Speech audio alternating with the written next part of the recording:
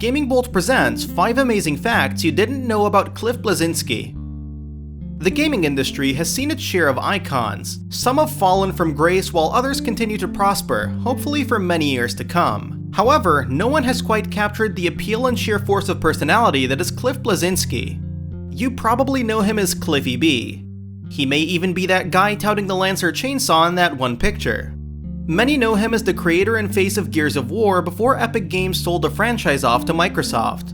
Regardless, Cliff Bleszinski is an icon, and despite leaving his home at Epic, he's bringing a new multiplayer shooter to the forefront with Lawbreakers. There's still plenty of mystery surrounding the man.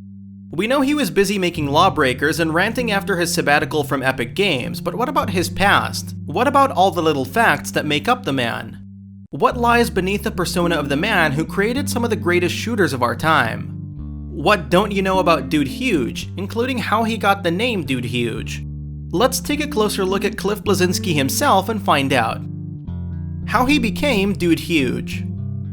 For a long time, Cliff Bleszinski went by many names: Cliffy B, the Cliffster, etc. However, one day, Kotaku writer Brian Ashcraft accidentally wrote Dude Huge instead of Dude Hugs in a post about Bleszinski. From that point onward, the name stuck, and Bleszinski only wanted to be referred to as Dude Huge.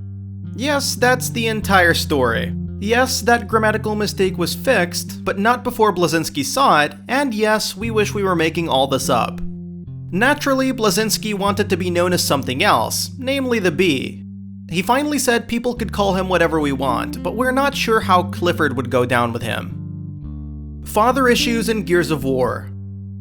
One of the core stories in the Gears of War franchise, and which seems to continue in Gears of War 4, is the relationship between father and son. Marcus Phoenix is at odds with his father's philosophy, even in the end when the latter decided to sacrifice himself to save the human species.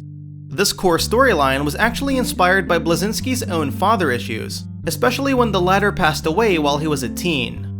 Bleszinski always tried harnessing his personal feelings in constructive ways, and the Phoenix family's blues is only one example of the same. Unfortunate as it may sound, Bleszinski has believed in accepting what life gives you, both the good and the bad, especially when trying to be so public with your image. Starting developing at age 17. By his own admission, Cliff Bleszinski isn't a master programmer or coder. His reputation as a designer is solid, but it's not just because he's gifted.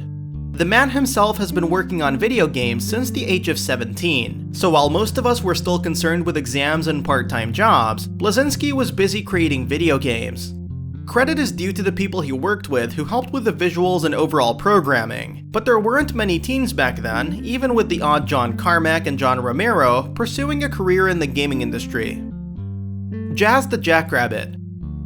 Unreal may have been Bleszinski's first real break in video games and at Epic, but it wasn't his first major creation. After a point-and-click adventure titled Dare to Dream in 1993, Bleszinski would use his skills to design the action platformer Jazz the Jackrabbit.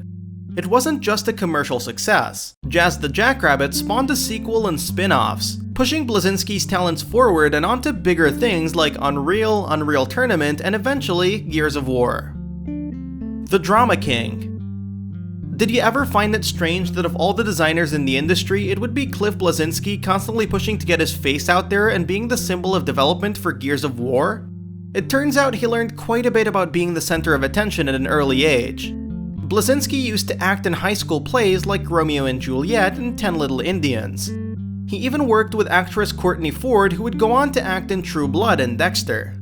If it seems like there's a sense of drama to Bleszinski's overall demeanor, then it's probably his inner high school self shining through. And that wraps it up. What are your thoughts about this? Let us know in the comments below. And if you enjoyed this video, please like and share it on Twitter and Facebook.